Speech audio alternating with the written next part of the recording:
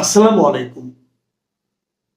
প্রিয় দর্শক, আজ একটু আন্তর্জাতিক আলোচনা করি। আন্তর্জাতিক এই কারণে যে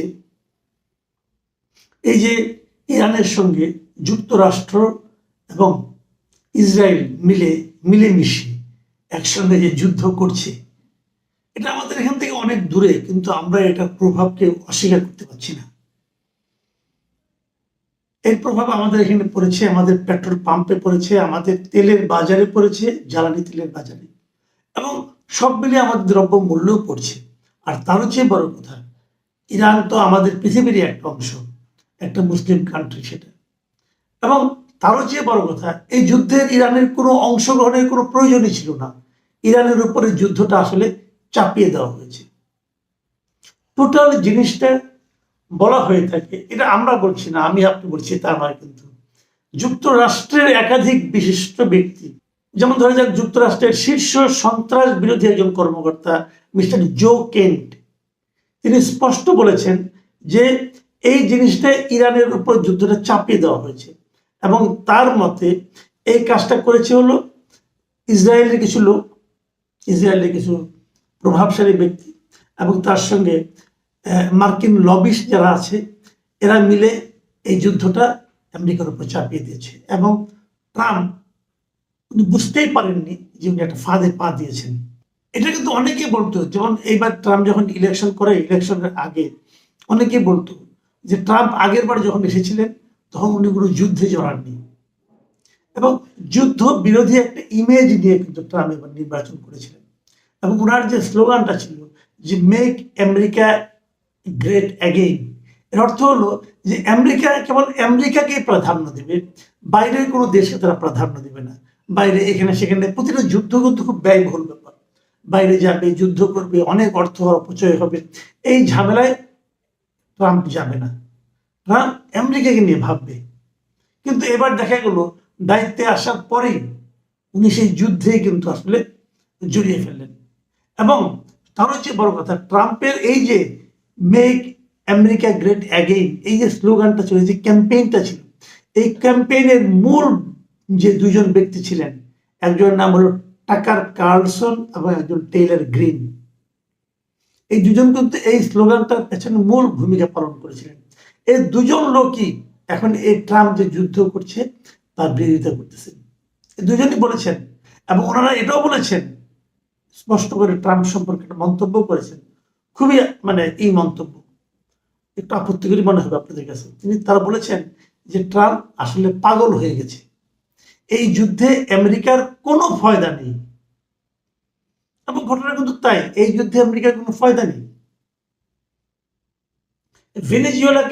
ভেনেজুয়েলার প্রেসিডেন্টকে উঠিয়ে নেওয়া, অথবা ইরাককে আক্রমণ করা, এই যে দেশগুলো আক্রমণ করা, রাতারাতি একদিন, 2 দিন, 3 দিনের মধ্যে কিন্তু দেশ শেষ হয়ে গেল।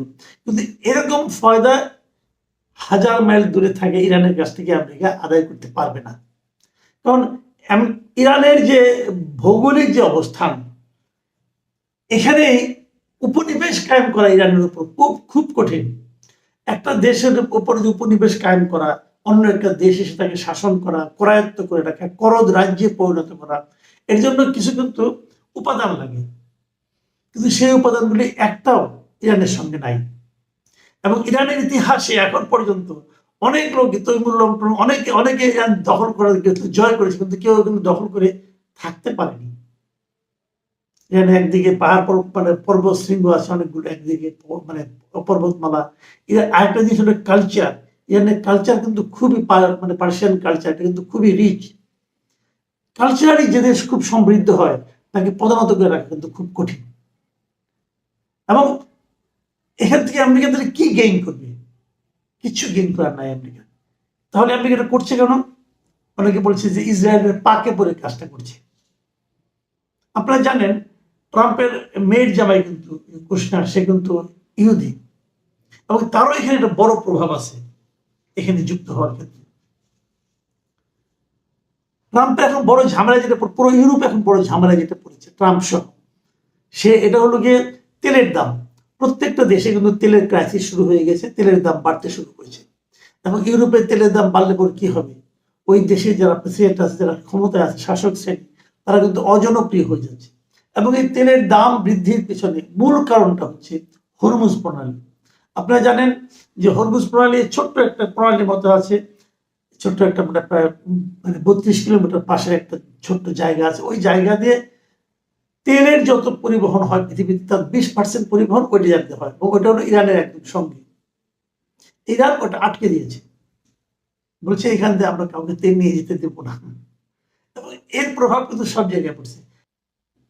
এমন পরিস্থিতিতে ট্রাম্প এখন তার ইউরোপিয়ান যারা মিত্র ছিল এতদিন, যাদের সঙ্গে ন্যাটো গঠন করা হয়েছিল, সেই ন্যাটোর সদস্য দেশগুলোকে বলছে যে আপনারা যান, যে সেই হরমুজ প্রণালীটাকে ঠিকঠাক করেন, ওখান দিয়ে জাহাজের তেলবাহী জাহাজের যাতায়াতটাকে স্মুথ করার চেষ্টা করেন, এবং এই জন্য আপনারা আপনাদের যুদ্ধ জাহাজগুলো ওখানে পাঠান, যাতে নাকি ইরান যুদ্ধ জাহাজ দেখে ওখান থেকে সরে যায়। তার মানে এই যুদ্ধে ট্রাম্প ইউরোপের দেশগুলোকেও তার সঙ্গে একীভূত করতে যাচ্ছে। এখন ইউরোপের দেশগুলো বলছে ভাই যুদ্ধ তো আমরা শুরু করিনি, আর এই যুদ্ধ শুরু করার সময় আপনি তো আমাদেরকে বলেননি, আমাদের সঙ্গে আলোচনাও করেননি, আপনি নিজ দায়িত্বে যুদ্ধ শুরু করেছেন ইসরায়েলকে নিয়ে, তো এই ঝামেলায় আমরা কেন ঢুকবো? এই জটিলতা ট্রাম্প কিন্তু এড়াতে পারছে না। ট্রাম্প এখন বলছে যে তাহলে কিন্তু ন্যাটো দুর্বল হয়ে যাবে, হ্যান হবে ত্যান হবে, বলতেছে আপনার ন্যাটো সদস্য আপনাদের করতে হবে। কিন্তু সমস্যা হচ্ছে এই ইউরোপেরই বেশ কয়েকজন রাষ্ট্রনায়ক প্রতিরক্ষা মন্ত্রী বলেছেন যে ন্যাটো তো তৈরি করা হয়েছে আত্মরক্ষার জন্য, যদি আমাদের কোনো দেশকে কেউ আক্রমণ করে তাহলে আমরা সবাই মিলে সে আক্রমণ প্রতিরোধ করব। কিন্তু অন্য একটা দেশকে যখন আমরা আক্রমণ করতে যাব তখন তো ন্যাটোর কোনো ভূমিকা নেই, কারণ আপনি তো ন্যাটোভুক্ত দেশগুলোর সঙ্গে কথা বলে তারপর আক্রমণ করেননি, আপনি আপনার মতো করে আক্রমণ করছেন। এখন আপনি সামলান, কথা কিন্তু সিম্পল। আপনি ওনাদের কথাগুলি শুনলে পরে আপনারা কিন্তু ব্যাপারটা বুঝতে পারবেন। যেমন ধরেন যুক্তরাষ্ট্রের যে প্রধানমন্ত্রী আছেন কিয়ার স্টারমার, উনি কি বলেছেন? উনি গত সোমবার দিন একটা সংবাদ সম্মেলন করেছেন, এবং সেখানে উনি বলেছেন যে তার দেশ ইরানের সঙ্গে বিস্তৃত এই যুদ্ধে জড়াবে না, এবং তিনি স্পষ্ট করে বলেছেন আমি পরিষ্কার করে বলতে চাই এটি ন্যাটোর কোনো অভিযান নয়, আর কখনো সেভাবে ভাবাও হয়নি। তার মানে যুক্তরাজ্য মানে ইউকে, ব্রিটেনকে, ইংল্যান্ডকে আর কি যুক্তরাষ্ট্র তার সঙ্গে পাচ্ছে না। জার্মানির প্রতিরক্ষামন্ত্রী কি বলেছেন? জার্মানির প্রতিরক্ষামন্ত্রী বরিস পিস্টেরিয়াস বলেছেন যে এটি আমাদের যুদ্ধ নয়, আমরা এটি শুরু করিনি। ক্লিয়ার? এবং তারা বলছে যে আমরা এটার একটা কূটনৈতিক সমাধান চাই, যুদ্ধের মাধ্যমে সমাধান আমরা নাই। আর যুক্তরাজ্যের সাবেক প্রতিরক্ষা প্রধান নিক কার্টার তিনি বিবিসি রেডিওকে এক সাক্ষাৎকারে বলেছেন যে ন্যাটো একটি রক্ষণাত্মক জোট হিসেবে তৈরি হয়েছিল, এর প্রতিটি ধারা আত্মরক্ষার জন্যই, এটি এমন কোনো জোট নয় যে একটি দেশ নিজের ইচ্ছায় যুদ্ধে যাবে এবং বাকিদের তা অনুসরণ করতে বাধ্য করবে। সিম্পল। কিন্তু তার মানে যুক্তরাষ্ট্র মানে ট্রাম্প এখন ন্যাটোর কাছ থেকে যে সাহায্যটা চাচ্ছে ন্যাটো সেটা দেবে না। ট্রাম্প করবেটা কি? আরো দেখেন আয়ারল্যান্ডের প্রধানমন্ত্রীর সঙ্গে কদিন আগে ট্রাম্পের একটা মিটিং হয়েছে, সেই মিটিং থেকে বের হয়ে এসে আয়ারল্যান্ডের প্রধানমন্ত্রী বলছে এটি আমাদের যুদ্ধ নয়, আমরা এই যুদ্ধে নেই। ইতালির পররাষ্ট্রমন্ত্রী আন্তোনিও তাজনিও বলেছেন আমরা হরমুজ প্রণালীতে সামরিক অভিযানে যুক্ত নই। ইতালি, ফ্রান্স বা অন্য কোনো ইউরোপীয় দেশ হরমুজ প্রণালী দিয়ে জোর করে জাহাজ চলাচল নিশ্চিত করতে যুদ্ধ জাহাজ পাঠানোর প্রস্তাব দেয়নি। পোল্যান্ড কি বলেছে? পোল্যান্ডের পররাষ্ট্রমন্ত্রী রডোস্লাভ সিকোরস্কি বলেছেন যে তার দেশের নেতারা ইরানের বিরুদ্ধে যুদ্ধে বাহিনী পাঠানোর বিষয়টি নাকচ করে দিয়েছেন। আর হরমুজ প্রণালী নিয়ে তিনি বলেছেন যে সরকারের ভিতরে এই বিষয়ে এখনো কোনো আলোচনা হয়নি। তাহলে দাঁড়ালোটা কি? দাঁড়ানো হলো ট্রাম্প বলেছিল না যে মেক আমেরিকা গ্রেট অ্যাগেইন, উনি মেক আমেরিকা গ্রেট না করে আমেরিকাকে উনি অ্যালোন করে দিয়েছেন। He made America alone, America এখন একা হয়ে গেছে। তারপরে আমি বলি, তারপরেও আমেরিকার যে শক্তিমত্তা তার সঙ্গে ইসরায়েলের যে শক্তি সব মিলে হয়তো তারা এই যুদ্ধে জিততেও পারে, তাদের অনেকদিন শক্তি। ইরান কতদিন তাদেরকে প্রতিরোধ করবে এটা বলা খুব কঠিন। কিন্তু ইসরায়েলের ভেতরেও কিন্তু এটা নিয়ে নানা ধরনের আলোচনা চলছে। জনগণ ইসরায়েলের মধ্যে বিক্ষুব্ধ হয়ে উঠেছে, কারণ ইরানের যে মানে যে সমস্ত সেলগুলো যেগুলো যে সমস্ত আক্রমণগুলি ইসরায়েলের উপর চলছে, ইসরায়েলও কিন্তু অনেকটা ধ্বংসস্তূপে পরিণত হচ্ছে অনেকগুলি নগরে ইসরায়েলের। কাজে ইসরায়েলের সাধারণ মানুষ এই যুদ্ধকে চাচ্ছে না। এবং একটা বেসিক প্রশ্ন, আপনারা একটু যারা পড়াশোনা করছেন এবং জানেন, বিভিন্ন পত্র পত্রিকা দেখেন, একটু খোঁজ নিয়ে দেখেন, একটা প্রশ্ন মাথায় নেন যে যুদ্ধটা কেন অবধারিত ছিল? কেউ বলতে পারবেন না। ইরান এমন কি করেছিল যে কারণে ইরানকে আক্রমণ করতে হবে? কেউ বলতে পারবে না। ইরান কারোর জন্য হুমকি ছিল? সেটাও বলতে পারবে না।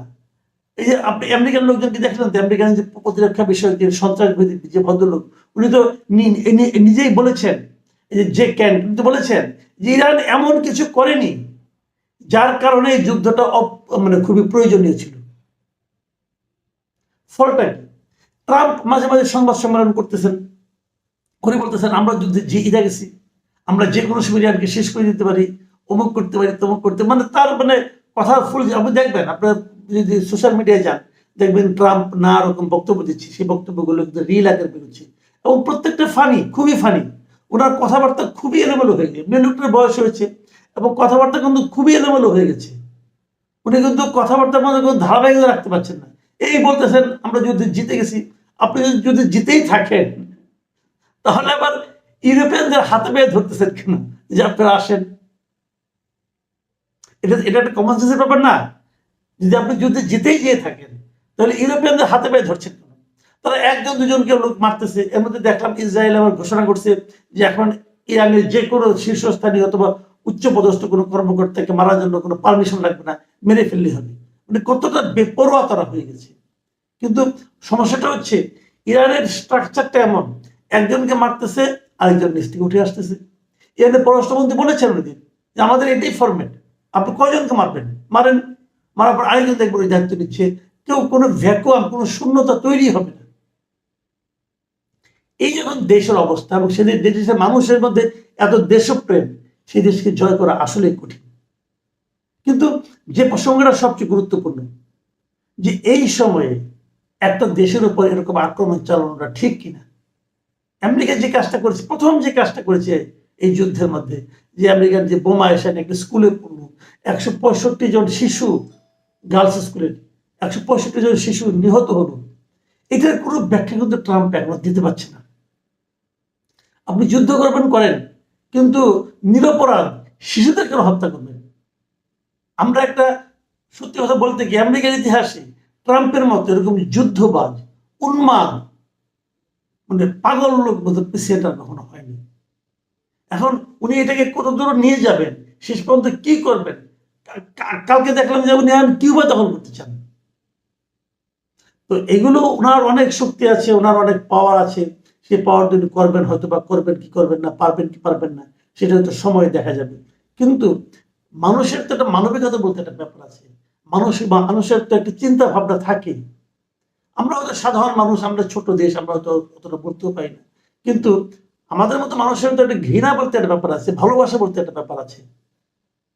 ট্রাম্পের এই পাগলামি এই সারা দুনিয়াকে আমি মনে করি এখন একটা হুমকির মুখে ফেলে দিয়েছে।